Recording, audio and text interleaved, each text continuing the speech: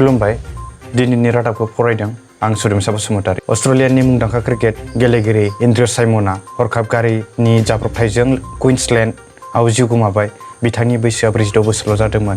बिथांनि हरखाब जिउ गोमानाया गासै क्रिकेट गेलेगिरिजों लोगोसे क्रिकेट अनफावरिफोरनि गोसोखौ गाबखांहोदों। थाद'नाय गैयै अखा हानायनि जाउनाव आसाम हादोरनि दिमा हासावआव दैबानाजों हा खुरखावनाय आरो हा गिसिखानायाव 3 सुबुंनि जिउ खहा। खौरां मोन्नाय बायदिब्ला दासिम 24,681 सुबुङा न'खौ नागारनानै गुबुन जायगायाव खारनो गोनां जाबाय।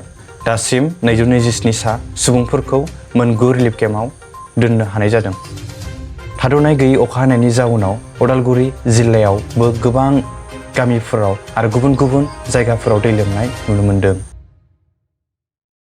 चिरां जिल्लानि बिजनी बारलागाव बालाबारिनि सासे हादोरनां रेसलिं गेलेगिरि दा ग्रेट खालिजों CWE आव सोलोंथाइ लाबाय थानाय राजु गयारिया नखरनि रांखान्थिनि आंखालाव रेसलिं गेलेनायखौ नागारनानै न'सिम फैफिननो नांगौ जादों।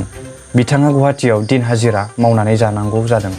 बिथां राजु गयारिया आसाम सोरखार आरो BTR सोरखारनि मदद लुबैदों जाहाथे आद्रा थानाय कर्सखौ कमप्लिट खालामना बुहुमनां रेसलिं गेलेनाय बाहागो लानो हानाय बायदि।